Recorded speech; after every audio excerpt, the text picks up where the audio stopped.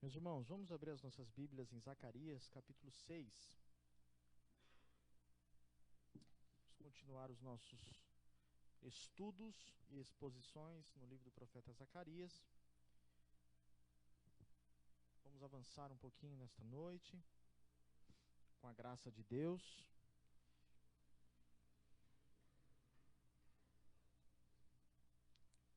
Como sempre eu falo, antes de expor passagens como essa, é importante que os irmãos estejam atentos,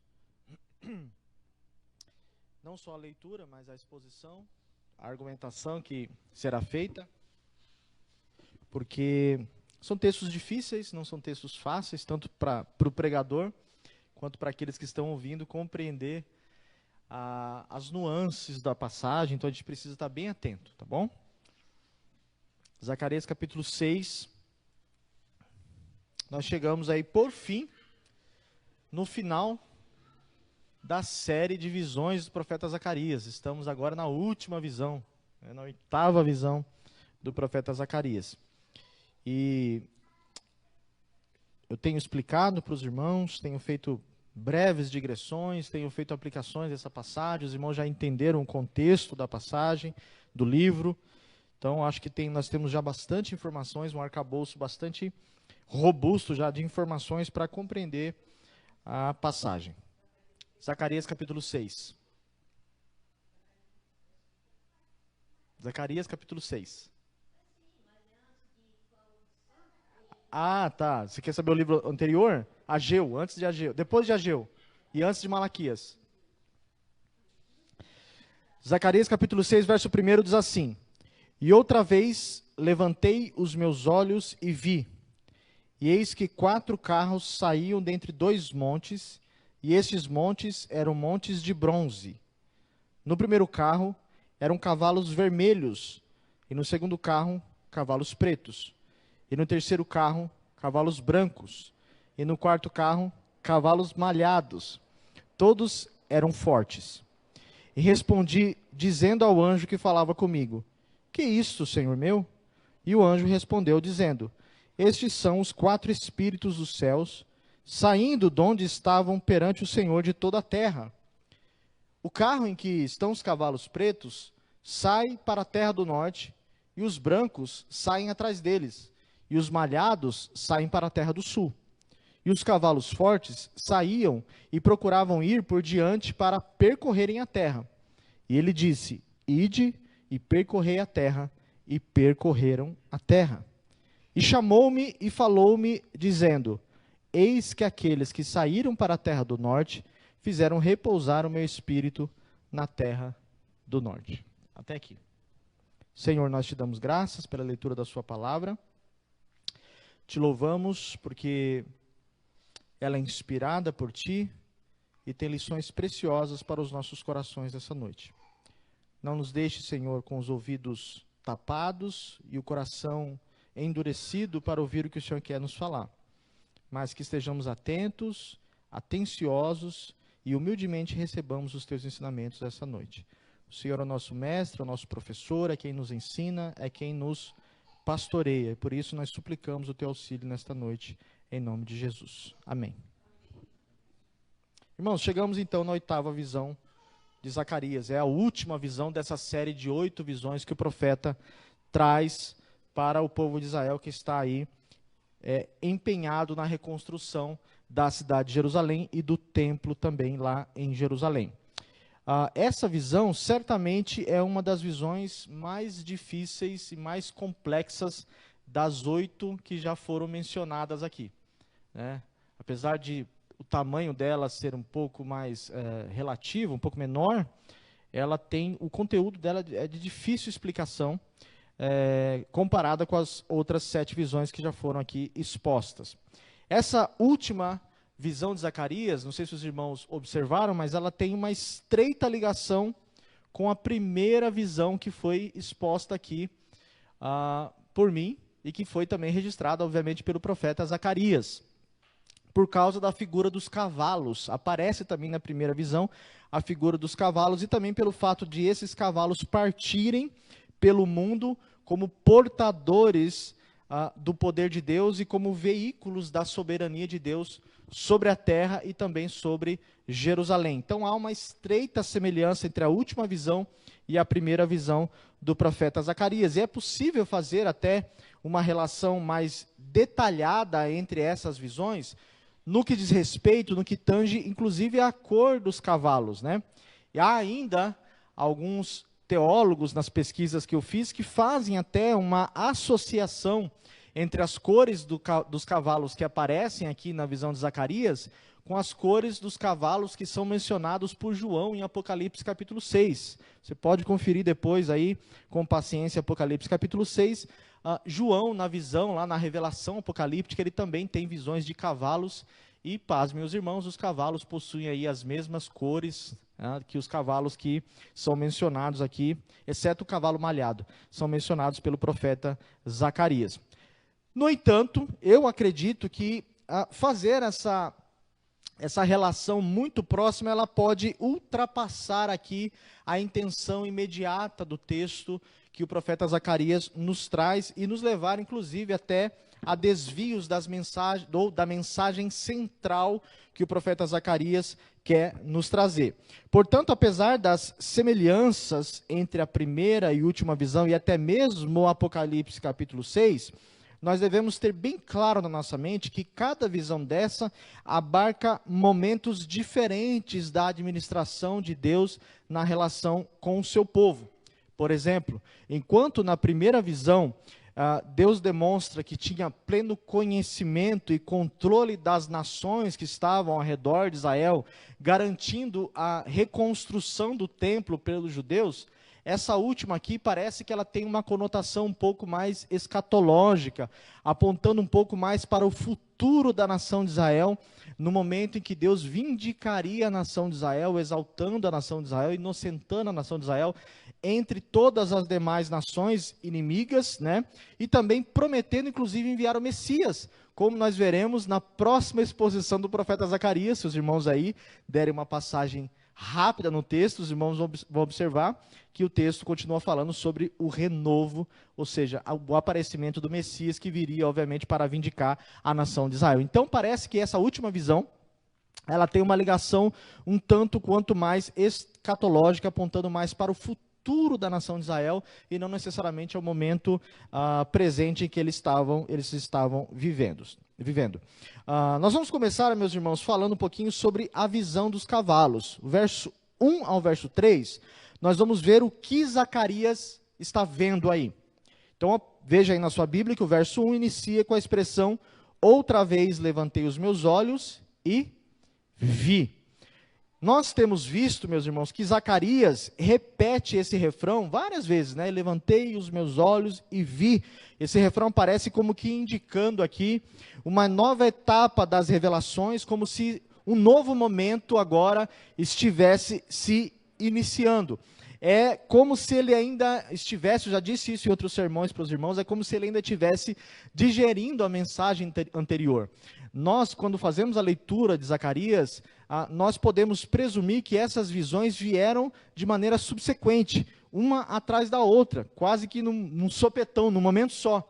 Então, possivelmente, Zacarias ainda estava meditando sobre aquela visão anterior, ainda estava refletindo sobre a visão anterior, quando de repente ele levanta os olhos, então se depara com uma nova revelação, com uma nova visão. Por isso, talvez, essa expressão: eu levantei os meus olhos e vi, e aí ele então começa a descrever aquilo que ele está se deparando, né? Deus parece que interrompe esse momento de reflexão de Zacarias, né, com uma nova mensagem, com uma nova revelação para ele registrar aí no seu livro. E ainda no mesmo verso, nós vemos então o que Zacarias está vendo. Ele vê 4 cavalos, a mensagem é difícil, né? 4 cavalos saindo de 2 montes, e esses montes são montes de bronze, montes de metal. A mensagem é completamente elíptica, mensagem difícil de entender, mas vamos devagar aqui, né? A primeira coisa que nós devemos destacar, irmãos, de maneira atenciosa para esse texto aqui, é que a palavra carros, ela não deve ser entendida a partir da nossa percepção ocidental e moderna ou pós-moderna, né? Quando nós pensamos em carros, nós pensamos logo ali na Marginal Tietê e os carros lá andando na Marginal Tietê no trânsito, né? Carros a combustão, ou agora já alguns carros, né, Vini? Carros elétricos que estão aí nas ruas da cidade de São Paulo. Nós não podemos pensar em carros dessa natureza. Na verdade, esses carros aqui, na visão de Zacarias, eram carruagens. Eram carruagens, eram carros de guerra que eram usados nas batalhas dos tempos antigos. Quando nós assistimos filmes, por exemplo, que retratam o Império Romano, nós temos um pouquinho da imagem de como funcionavam aqueles carros. Eram carruagens que eram puxadas por cavalos. Algumas delas tinham apenas 2 rodas, inclusive, né? Então não eram carros como nós pensamos aqui, eram carruagens, eram carroças dos tempos antigos. Essa é a primeira consideração que a gente deve fazer. Em segundo lugar, percebam que eles saíam aí de 2 montanhas. E a maioria dos comentaristas, ao olharem para esse texto, eles presumem que essas 2 montanhas se refiram aqui ao Monte das Oliveiras e ao Monte Sião, que nós estudamos, inclusive, hoje de manhã aqui na escola dominical, que são 2 montes extremamente importantes para a história e para a escatologia de Israel. O próprio Zacarias vai dizer que o advento do Messias se dará no Monte das Oliveiras. O Messias voltará e na sua volta ele partirá o Monte das Oliveiras ao meio e reinará no Monte Sião. Então esses 2 montes, eles tinham muita importância no imaginário, na teologia, na expectativa judaica do aparecimento do Messias e da vindicação da nação de Israel. Então esses montes de bronze aí possam estar se referindo à firmeza desses montes, né? À inteireza desses montes, representando aí força e também, como nós veremos no contexto aqui, em alguma medida, até mesmo o julgamento de Deus, já que a vinda do Messias não implicava apenas salvação para Israel, implicava também julgamento para as nações que não creram no seu Messias. João Calvino, que é talvez uma das mentes mais brilhantes, né, quando se trata de teologia, quando nós meditamos, estudamos um pouquinho de teologia reformada, ele interpreta essas montanhas aqui de uma maneira um pouco estranha.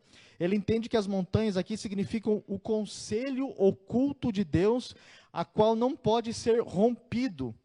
E outros teólogos vão dizer que são muros espirituais de proteção que Deus coloca em torno do seu povo. Eu acredito que essas 2 últimas interpretações, elas escapam um pouco do contexto da passagem. Eu prefiro acreditar com o sentido mais simples aqui, que as 2 montanhas apontam para o Monte das Oliveiras e o Monte Sião, que são 2 montes importantes que estavam ali nas terras de Israel, tá bom? Os versos 2 e o verso 3, meus irmãos, já destacam aí os cavalos, dão características dos cavalos que puxavam esses carros, dando aí cores a eles, né? O primeiro era vermelho, o segundo era preto, o terceiro era branco, e o quarto cavalo, eles eram malhados. E 2 informações importantes nós precisamos destacar aqui. Primeiro, o número 4, na gematria, é um nome estranho, né? Que é o estudo da numerologia bíblica, o estudo dos números nas escrituras, nós chamamos dentro da teologia de gematria. O número 4 aponta para totalidade. 4 cavalos não aparece aqui de maneira neutra ou ao léu, ao vento, à toa, né? Aqui apontando para totalidade do controle e do domínio de Deus sobre as terras que estavam, não só ali nas terras de Israel, como as terras vizinhas. Nós costumamos usar essas expressões, né? Os 4 cantos da terra. Aparece lá no Éden 4 rios que indicavam todas as cercanias, né, as medições do jardim do Éden. Os 4 seres vivos, por exemplo, que aparecem no livro do Apocalipse, que rodeiam o trono de Deus, e até mesmo os 4 evangelhos que narram toda a história de Jesus.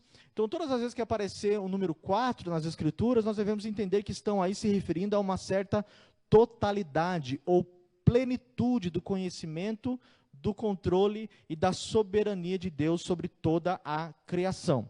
As cores dos cavalos apontam para aí a diversidade do juízo de Deus que estavam aí na sua responsabilidade, por exemplo, como guerra, sangue, fome, luto.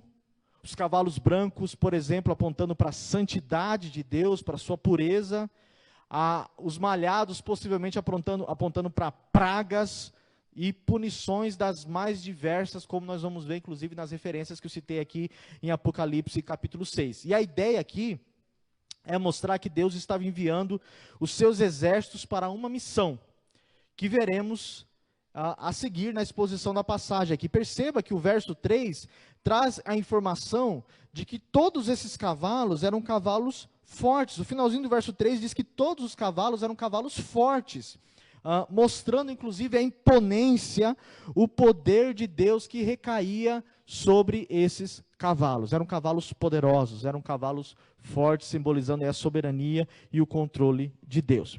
Então, basicamente, é isso que Zacarias está vendo. 4 cavalos, com 4 cores distintas, e eles representam aqui o domínio de Deus, Deus enviando os seus exércitos para as nações que estavam aí ao redor da nação de Israel. O que nós aprendemos com esse primeiro bloco aqui, meus irmãos? Primeiro, Deus é quem guerreia as guerras do seu povo. Deus é quem guerreia as guerras do seu povo. Não importava quais seriam os desafios que Israel estivesse enfrentando ou que Israel estivesse envolvido. Deus havia feito promessas para este povo e não deixaria de cumprir essas promessas para a nação de Israel. Os inimigos de Israel haviam se levantado vez após vez para derrotar, para obliterar, para destruir a nação de Israel. E essa passagem e outras passagens nos mostram como Deus estava protegendo a nação de Israel, enviando inclusive os seus exércitos espirituais. Deus estava enviando aí os seus subordinados, os seus asseclas, para ajustar as coisas ao redor de Israel, favorecer a nação e o seu povo no que diz respeito ao retorno da terra e à reconstrução de Jerusalém. E nós devemos entender com isso, meus irmãos, que conosco, nós, o povo, os gentios que são aí de alguma maneira acoplados, enxertados nessas promessas, as coisas não são diferentes. Deus é quem peleja por nós. Deus é quem guerreia as nossas guerras. Nós devemos lembrar, até mesmo aqui no livro de Zacarias, o Senhor é chamado de o Senhor dos exércitos. Ele é chamado de o Senhor dos exércitos. Ou seja, ele tem nas suas mãos um exército infinitos de subordinados, de anjos que trabalham ao seu favor. É exatamente o que Jesus diz lá na crucificação, quando Pilatos diz para ele que tinha poder para libertar e para soltar ele. Ele disse: se eu quisesse, eu pediria ao Pai que enviaria miríades de anjos aqui e me libertaria, me livraria das tuas mãos. Mas Jesus diz que o reino dele não era deste mundo, mostrando que ele tem domínio e controle sobre esses exércitos celestiais, e é exatamente o que está acontecendo aqui, irmãos. E quando eu li esse texto, eu confesso para os irmãos que o meu coração, ele palpitou, meu coração, ele saltou do meu peito, porque me fez lembrar de várias passagens bíblicas em que Deus guerreou as guerras do seu povo. Isso traz muita paz ao nosso coração, isso traz muito conforto e consolo aos nossos corações. Passagens, por exemplo, como 2 Reis, capítulo 6, dos versos 14 ao verso 20, onde as escrituras narram os exércitos do rei da Síria, que cercaram a residência do profeta Eliseu, porque Eliseu estava adivinhando as incursões que os exércitos da Síria faziam em Israel. Deus revelava para Eliseu antes, e Eliseu contava para o rei de Israel, e ele estava sempre preparado para vencer os exércitos do rei da Síria. E aí, o rei da Síria fica indignado com isso e envia então uma multidão de soldados para cercar a casa do profeta Eliseu para matá-lo. E aí Geazi levanta pela manhã e vê a casa do profeta completamente cercada de soldados, de homens armados até os dentes, e ele fica então ali desesperado. O que poderia fazer um profeta e o seu moço diante de um exército tão grande? E ele diz no verso 15: ai, meu Senhor, que faremos?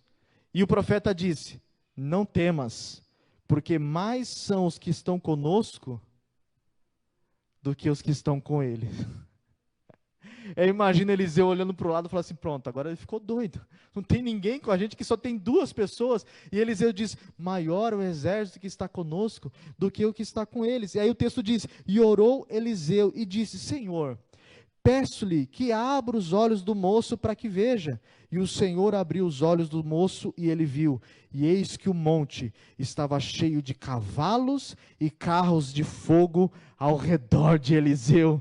E como desceram a ele, Eliseu orou e disse, fere, Senhor, peço-te esta gente de cegueira. E feriu de cegueira conforme a palavra de Eliseu. Todos os soldados do exército da Síria ficaram cegos e começaram a flagelar uns aos outros, porque Deus havia ferido eles de cegueira. Maior são aqueles que estão conosco do que aqueles que estão com eles. É exatamente o que João diz na sua epístola. Maior é aquele que está conosco do que aqueles que estão com eles. Se Deus está conosco, o apóstolo Paulo diz, se Deus é por nós, quem será contra nós? Carros e cavalos de fogo ao redor de Eliseu. Quem se atreveria a mexer com o povo de Deus, sabedor e sabendo de que Deus é quem guerreia as guerras do seu povo? Eu me lembrei também da célebre frase de Moisés, quando milhares e milhares de carros de Faraó estavam no encalço da nação de Israel, diante do Mar Vermelho, para tragar a nação de Israel. Moisés, depois do povo reclamar, vamos morrer aqui, Moisés diz, não temais. Eita, que saiu o som agora. Olha, o negócio ficou até poderoso, né? Não temais. Aquietai-vos e vede o livramento do Senhor que hoje vos fará. Porque os egípcios que hoje vedes, nunca mais vocês verão. O Senhor pelejará por vós, e vós calareis. Fiquem quietos, porque Deus é quem vai guerrear as suas guerras. Eu me lembro também, meus irmãos, do que Deus mandou dizer a Senaqueribe, rei da Síria, quando ele afrontou Ezequias. Que passagem maravilhosa! Ele havia destruído vários reinos, e quando chegou nas terras de Israel, ele mandou cartas para Ezequias, dizendo, quem Ezequias pensa que é, para fazer o povo de Israel confiar no Deus Yahvé? Que Deus foi que livrou as nações que eu destruí das minhas poderosas mãos? Fala para Ezequias parar com esse negócio. E Deus então levanta o profeta Isaías, que vai até o palácio e diz assim para Ezequias, a quem afrontaste? Mande dizer a Senaqueribe, a quem afrontaste? E de quem blasfemaste? E contra quem você alçou a voz arrogantemente, ergueu os seus olhos? Contra o Santo de Israel. Mas eu conheço o teu assentar e o teu sair, Senaqueribe. Conheço o teu entrar, o teu furor contra mim. E por causa do teu furor contra mim, e porque a tua arrogância subiu até os meus ouvidos, eis que eu porei um anzol no teu nariz. Olha isso. Eu porei um anzol no teu nariz e um freio na tua boca, e farei você voltar pelo caminho por onde vieste. Naquela noite, Deus enviou um anjo, e matou 185.000 soldados do exército do rei da Síria, em uma noite só. Se Deus peleja por seu povo, não há o que nós precisamos temer. Eu sei que, meus irmãos, que muitos que entraram aqui, estão assistindo pela internet, e vão assistir esse sermão talvez aí, durante muitos anos. Eu espero morrer, essa mensagem está na internet abençoando as pessoas. Escute, eu sei que você está enfrentando lutas, eu sei que você está enfrentando guerras tremendas no seu coração, guerras que não são contra carne e sangue, como diz o apóstolo Paulo, mas contra os principados e potestades, que querem arrefecer a sua fé, que querem te humilhar, que querem colocar culpa no seu coração. Guerras em casa, guerras na família, guerras no trabalho, guerras contra o pecado, guerras de toda sorte, de toda natureza. Deus está dizendo para você essa noite, fique em silêncio, o Senhor pelejará por vós, e vós calareis. Ele vai colocar um anzol no nariz do teu inimigo, vai colocar um freio na boca dele, e vai envergonhá-lo, porque aquele que está conosco é maior do que aquele que está no mundo, assim diz o Senhor dos Exércitos. Acalme o seu coração. Saiba que Deus é maior do que todas as coisas. Isso inclui os seus inimigos. Eu já recomendei para os irmãos aqui um livro chamado A Porta dos Leões. E esse livro narra a história da nação de Israel na Guerra dos 6 Dias. Uma guerra que durou 6 dias contra 12 nações árabes. Se você ler esse livro, meus irmãos, se vocês lerem esse livro, os irmãos vão ficar estarrecidos com as descrições que os soldados judeus faziam, das impressões que eles tinham durante a guerra. Eles dizem assim, era impossível nós vencermos aquelas batalhas. Uma nação que acabara de ser formada em 1948, vencer 12 nações árabes completamente preparadas. Como que Israel hoje está na terra, diante de um inimigo tão grande? Como que Davi conseguiu vencer um homem com quase 3 metros de altura? Quem você pensa que é, incircunciso filisteu, para afrontar o exército do Deus vivo? E uma pedra foi capaz de fazer com que ele caísse com o rosto em terra. E Deus humilhou os filisteus diante de todos os povos. Até hoje nós contamos a história para as nossas crianças do pequenino Davi, que com uma funda derrotou um gigante. Deus te fará vencer diante das lutas que você está enfrentando, porque em Cristo nós somos vencedores? Não, nós somos mais do que vencedores por aquele que nos amou. Então apresente o seu inimigo para Deus, que Ele te dará a vitória em nome de Jesus. Os versos 4 ao verso 7, meus irmãos, nós vemos a missão dos cavalos. O verso 4 nos mostra, como nós vimos em outras visões, a pergunta do profeta aí. O que é isso?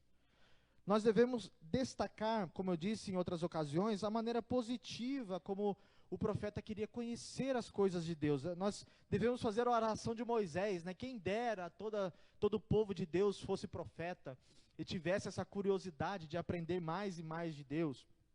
E como Zacarias nos mostra, ele se refere aí mais uma vez, chamando o anjo intérprete de Senhor meu. A palavra aí é Adonai, né? Como eu expliquei para os irmãos, possivelmente possa ser inclusive uma aparição do Messias pré-encarnado, do próprio Jesus, ensinando, instruindo, dirigindo o profeta Zacarias, como apareceu para Jacó, Moisés, Manoá e tantos outros personagens da antiga aliança. O verso 5, nós vemos então a resposta do anjo mensageiro aí. Os 4 cavalos se tratavam do quê? De 4 ventos que saem de diante do Senhor. Atenção aqui. A palavra no hebraico para vento é a palavra ruach. Essa palavra, ela pode ser traduzida nas escrituras, ora como vento, ora como espírito. A mesma palavra para vento, no hebraico, é a mesma palavra para espírito. No grego é assim também, a palavra pneuma, no grego, ela pode significar tanto vento quanto espírito. Por isso nós, quando enchemos aquela parte do carro que tem ar, nós enchemos o pneu. Porque pneuma é a palavra no grego para vento, né? Quem cuida do pulmão é o pneumatologista, não é isso? Por causa do ar. Então, a palavra vento, ar, é a mesma palavra para espírito.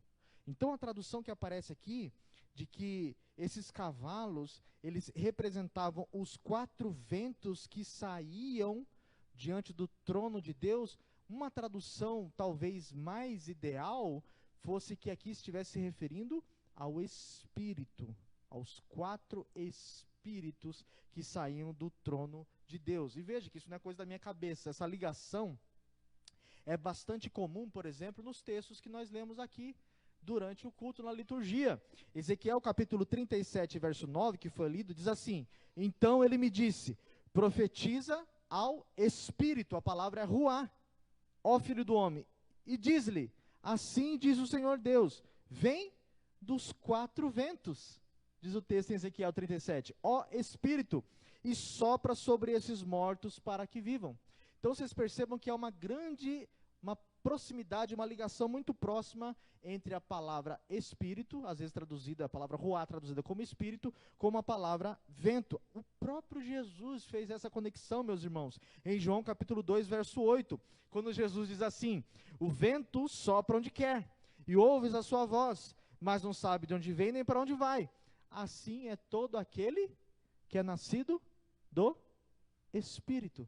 O vento sopra onde quer, e assim é aquele que é nascido do Espírito. O próprio Jesus faz uma comparação do Espírito com o vento, e até mesmo também em Atos capítulo 2, com a descida do Espírito Santo em Pentecostes, o texto diz que de repente veio do céu um som como de um vento impetuoso, e todos foram cheios do Espírito. Então percebam que essa é uma relação bastante comum das Escrituras, então possivelmente uma tradução ideal aí, talvez fosse melhor traduzir por o Espírito, por duas razões. A primeira é porque esses ventos aí, eles estavam diante do Senhor.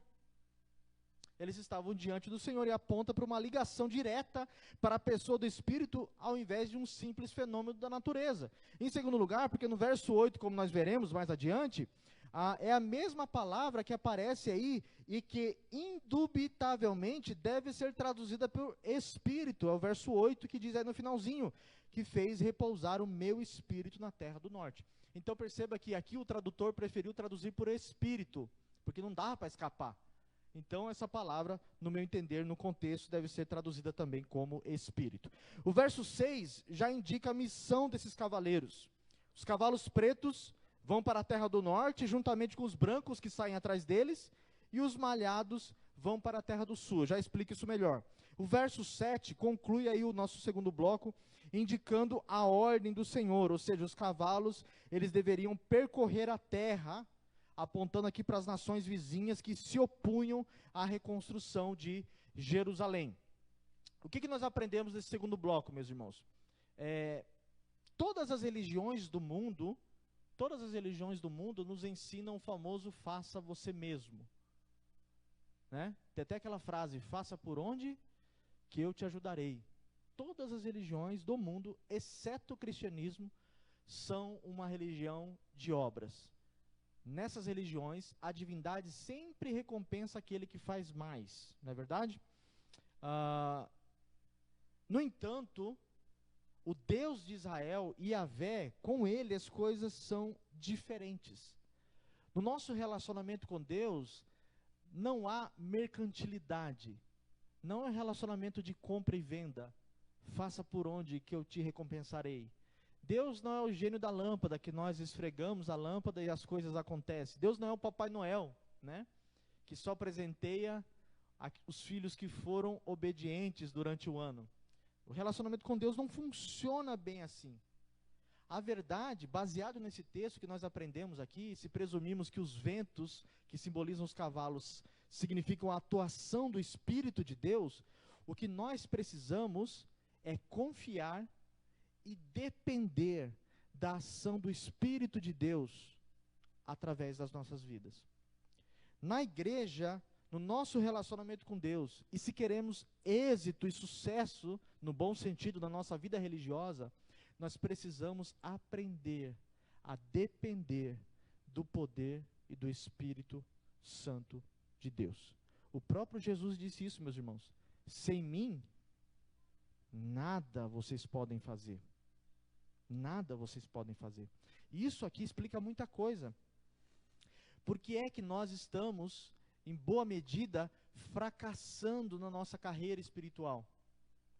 Porque muitas vezes nós tropeçamos na nossa vida espiritual. Porque nós não aprendemos ainda que essas guerras, nós não podemos pelejar com as nossas próprias armas.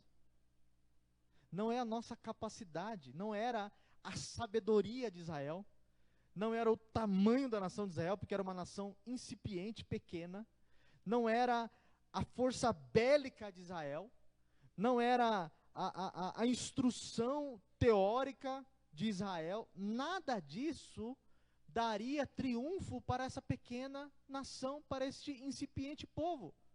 O que eles precisavam era do soprar do Espírito de Deus, como vemos em Ezequiel 37. Só assim eles deixariam de ser esqueletos, corpos catavéricos, e seriam um exército poderoso nas mãos de Deus, meus irmãos.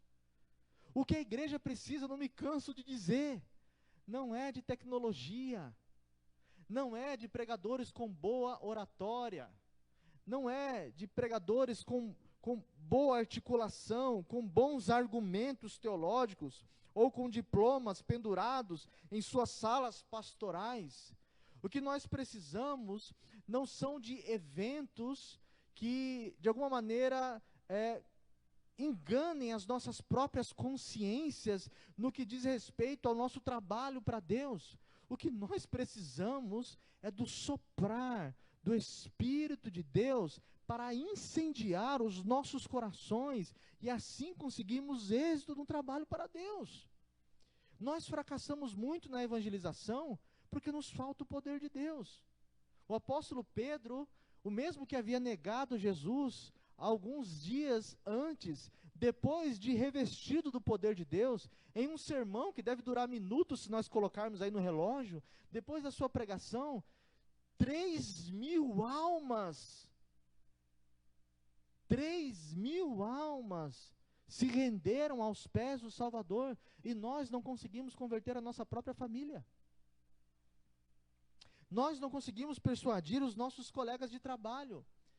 Alguns de nós, cristãos pós-modernos, não conseguem sequer, de maneira pública, dizer que são cristãos. Estamos tão vazios do Espírito de Deus, que vida religiosa, lamentavelmente, se resume a 1h30 aqui, dentro da igreja, cantando os hinos que nós costumeiramente cantamos. Não conseguimos expressar a nossa fé de maneira fervorosa lá fora. E o texto diz que esses ventos saíram, os cavalos saíram soprando pelas nações circunvizinhas, porque Israel deveria, pelo poder do Espírito, ser luz para as nações. E Jesus diz isso para nós também: vós sois a luz do mundo e vocês são o sal da terra. Se o sal não salgar e a luz não brilhar, não presta para nada.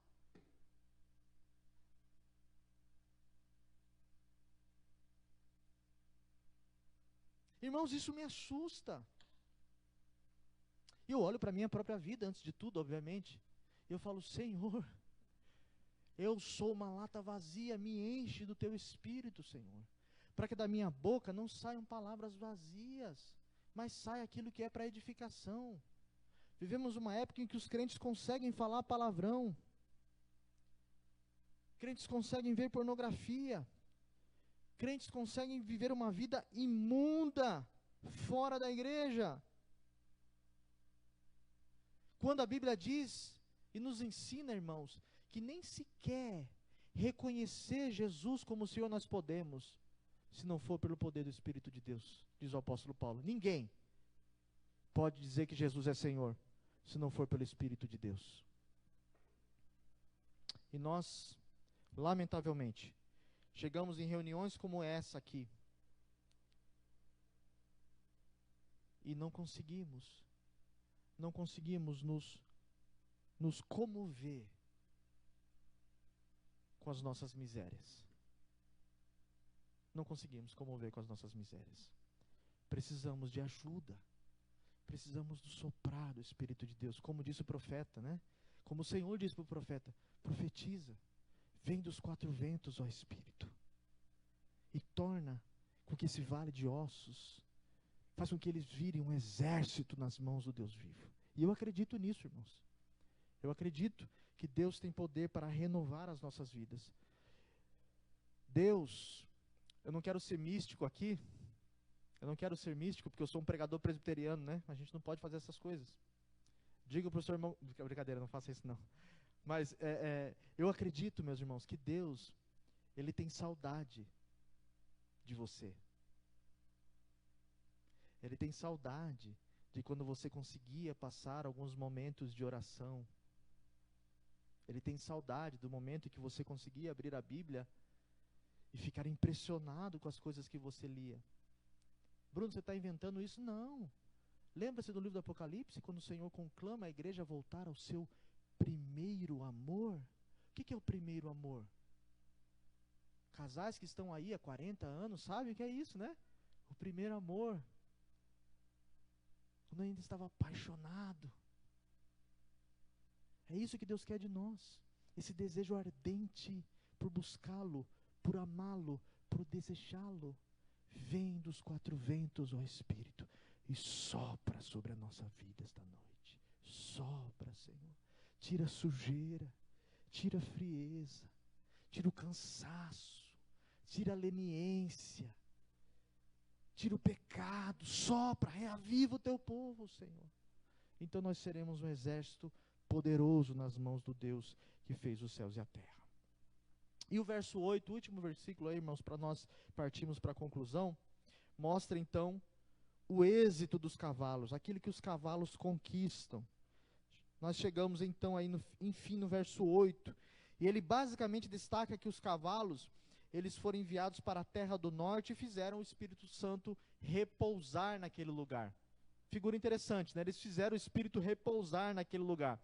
E a pergunta que nós fazemos de imediato para entender esse verso 8 é o que significa a terra do norte. O que significa a terra do norte aqui? Essa figura aqui, essa expressão terra do norte, possivelmente é uma referência à terra da Babilônia. A terra da Babilônia, porque foi a terra que os povos que haviam levado Israel cativo durante os 70 anos que precederam o retorno de Israel para a terra de Jerusalém, que havia sido profetizado inclusive pelo profeta Jeremias. Isso se dá pelo fato de que os historiadores dizem que as incursões promovidas por Nabucodonosor vieram do norte. Não só Nabucodonosor, como também os assírios vieram pela terra do norte. Então por isso que o Espírito então os cavalos, né, vão para a terra do norte, os cavalos pretos, que simbolizam inclusive a morte, o juízo, e os cavalos brancos, que representam a santidade e a justiça de Deus, vão para a terra do norte, onde estavam a nação da Babilônia e a Assíria. Eu quero que os irmãos imaginem um pouquinho Zacarias, um judeu, recebendo uma revelação de que Deus estava enviando os cavalos do juízo, que representavam o poder do Espírito Santo, para a terra do norte, que eram os babilônios que haviam levado o povo cativo por 70 anos. Imagine a alegria do profeta em saber que Deus agora estava exercendo juízo sobre os inimigos do seu povo e que em breve vindicaria a nação de Israel e cumpriria as promessas feitas aos seus pais, especialmente ao patriarca Abraão. Os cavalos malhados, diz o texto, né, no verso 6, eles vão para o sul. E aí possivelmente seja uma referência ao Egito, que também eram inimigos opressores da nação de Israel, que durante 400 anos mantiveram Israel em cativeiro. E o texto diz aí, a expressão que aparece é que eles fizeram assentar o meu espírito, ou fizeram repousar o meu espírito na terra do norte. Em outras traduções, pode ser traduzido também como deram paz ao meu espírito. E aí, a possibilidade primeira que nós podemos interpretar é que aí está apontando para a ideia de sucesso nessa conquista militar desses cavaleiros, revelando o poder, a soberania, o domínio de Deus sobre os mundos, sobre as nações, e também representando paz que Deus traria para a nação de Israel, a partir do momento que Deus executasse juízo sobre as nações inimigas e esses cavalos completassem a sua tarefa, a terra seria apaziguada, então, e o povo de Israel teria paz. O que nós aprendemos com esse último bloco? Primeira coisa que a gente pode destacar, e eu tenho falado isso com algumas pessoas, é que nós, gravem isso, meus irmãos, nós aprendemos com esse texto, que nós não somos responsáveis por exercer juízo sobre o pecado dos outros. Não cabia a Israel exercer juízo sobre os seus inimigos, mas cabia ao Senhor fazer juízo sobre os inimigos de Israel, porque está escrito: minha é a vingança, eu recompensarei. Não é isso? Por que eu falo isso, meus irmãos? Porque nós, lamentavelmente, temos a tendência de nos incomodar muito com o pecado dos outros. Já reparou nisso? Quando a gente vê alguém pecar, a gente fica muito incomodado. Por que a minha esposa faz isso? Por que meu marido aperta a pasta de dente no meio? Eu não entendo por que ele faz isso. Por que ele coloca a bendita da toalha em cima da cama? Ou por que o meu cônjuge mente para mim? Ou por que o meu patrão é tão opressor? A gente se incomoda com o pecado dos outros. Esse texto nos ensina que não cabe a nós exercer juízo ou retaliar aquele que nos fazem mal. E quando eu penso nisso, eu me lembro exatamente do finalzinho do Evangelho de João. Quando o Senhor Jesus ressuscita e aparece para os discípulos, os irmãos conhecem a história. Jesus chama os discípulos e pergunta para Pedro: Pedro, tu me amas? E Pedro diz: tu sabes que eu te amo. Então apacenta as minhas ovelhas. Pedro, tu me amas? Tu sabes que eu te amo, Senhor. Então apacenta os meus cordeiros. Pedro, tu me amas? Pedro se entristece e diz: Senhor, tu sabes que eu te amo. Então apacenta as minhas ovelhas. Aí Jesus diz assim: Pedro, hoje, fique sabendo de uma coisa. Você vai para onde você quer. Você anda para onde você quer. Você faz a sua vontade. Mas vai chegar o dia, Pedro Pedroca, que vão pegar você. E vão amarrar as suas mãos e os seus pés. E vão levar para você para lugares que você não quer. Aí João põe uma notinha assim. E isso Jesus se referia com a morte com que Pedro haveria de glorificar a Deus. Os irmãos conhecem e sabem que Pedro foi crucificado, dizem os historiadores, crucificado de cabeça para baixo, porque não se achava digno de ser crucificado como Salvador. Pedro fica um pouco bravo com Jesus, porque não estava apenas ele, estava ele e o discípulo amado, João. E Pedro toma bronca. Aí Pedro fica indignado e fala: Senhor, tudo bem, mas e esse aqui? E ele, o senhor não vai dar bronca nele? E Jesus olha e fala assim: Pedro, se eu quiser que ele viva até eu voltar, que te importa? Que te importa? Desde então, diz o apóstolo João, que gerou-se até uma lenda que achavam que João nunca mais ia morrer até Jesus voltar. Diz o texto. Mas me intriga o fato de que Pedro coloca João para ser castigado também. Senhor, e esse aqui? O senhor não vai fazer nada? O senhor só briga comigo? É sempre eu. Toda vez que eu erro, me dá um cascudo, o senhor puxa a minha orelha, o senhor me dá um safanão. E a irmã Celina, o senhor não vai brigar com ela, não? Só briga comigo. Não cabe a você. Deus está dizendo para você hoje: que te importa se eu não quiser brigar com ele, se eu não quiser discipliná-lo? Que te importa? Vem você e me segue. Irmãos, essa é uma lição preciosa. Nós vamos dar conta pelos nossos pecados diante de Deus, e não do nosso cônjuge, e não dos nossos amigos, e não do nosso pastor. E se o pastor estiver administrando errado, ou se os presbíteros estiverem administrando errado a igreja, eles vão ter que dar conta disso. Tu me segue, faz a sua parte, para de se incomodar com os pecados dos outros. Deus enviará o juízo para quem é de mister, no tempo certo. Cabe a nós apenas prestarmos contas dos nossos pecados diante de Deus. É isso que esse texto nos ensina. Em segundo lugar, meus irmãos, eu aprendo aqui que Deus tem planos de paz para o seu povo. O Espírito promoveu a paz. Eu gostaria que a Marina, para a gente encerrar, colocasse aí Jeremias capítulo 29, verso 11. E a gente já encerra. Jeremias capítulo 29, verso 11. Veja o que Jeremias diz para Israel quando eles ainda estavam prestes a ser levados para o cativeiro. Olha o que Deus está dizendo para nós aqui. Eu sei que pensamentos eu tenho a vosso respeito, diz o Senhor. Pensamentos de paz e não de mal, para vos dar o fim que desejais. Outras traduções, para vos dar uma esperança e um futuro. Deus quer promover a paz para o seu povo. Apesar de Deus ser o Senhor dos exércitos, e Ele muitas vezes promover a paz por intermédio da guerra, o objetivo de Deus sempre é paz. O Espírito de Deus é chamado de Espírito da paz, porque Ele quer que o seu povo viva em paz. O que nós de aplicação aprendemos com esse último bloco? Nós devemos orar. Talvez você esteja guerras na sua família. Tem um livro que eu li recentemente, há um tempinho atrás, na verdade, que diz assim: Família em meio à tormenta. E nesse livro o autor diz o seguinte: viver em família é agridoce. Porque ao mesmo tempo que é o lugar mais aconchegante que nós temos, é o lugar das nossas maiores lutas.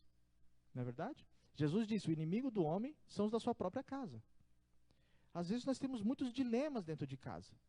E esse texto nos mostra que nós podemos orar para que Deus envie o seu Espírito e promova a paz. Marido, se você quer resolver o seu problema no seu casamento com as suas forças, você vai estragar tudo. As nossas mãos estão sujas de sangue. Esposa, se você acha que vai mudar o seu marido com o seu discurso, sinto lhe dizer, você vai fracassar. Ore para que Deus promova a paz no seu lar. Ore para que o Espírito de Deus paire na sua casa. Como diz a minha esposa, para que a sua casa tenha o bom cheiro de Cristo. E a paz reine lá. Que as pessoas saibam se perdoar. Que as pessoas falem com educação. Que as pessoas peçam com educação e saibam dizer obrigado, boa noite, bom dia. Se amem como cristãos de verdade. Porque existem lugares que os cristãos habitam que parece que não são cristãos. Tem tudo lá, menos o Espírito de Deus agindo naquele lugar. É briga atrás de briga, é xingamento, é pai amaldiçoando o filho, é o filho chutando o papagaio, e quando passa o cachorro, belisca o cachorro, é uma brigalhada danada. Aí canta: essa família é muito unida e também muito agitada, briga por qualquer razão, mas sempre acaba pedindo perdão. Irmãos, nós precisamos do Espírito de Deus. Só o Espírito de Deus pode promover a verdadeira paz nos nossos lares. Ore para que Deus faça isso. Nós aprendemos essa noite então, meus irmãos, que Deus é quem guerreia para o seu povo. Nós não devemos guerrear com as nossas próprias forças. Aprendemos como Deus domina os nossos inimigos. E precisamos confiar de que é Ele quem vai fazer juízo sobre o pecado dos outros, não somos nós. E também que Ele tem planos de paz para a nossa casa, para a nossa vida e para a nossa igreja. Se você está em inimizade com algum irmão aqui, saiba que você precisa perdoar. Porque Deus não habita onde existe inimizade. Lembre-se disso. Não importa se ele é seu esposo, sua esposa, seu filho, peça perdão. Se você quer que o Espírito de Deus atue na sua vida, e você tenha triunfo na sua vida espiritual, sucesso, você precisa pedir que o Espírito de Deus rompa essas barreiras na sua vida. E você então possa desfrutar da vindicação que Deus prometeu para o seu povo. Que Deus nos abençoe em nome de Jesus. Eu passo para o presbítero Alberto dar encerramento.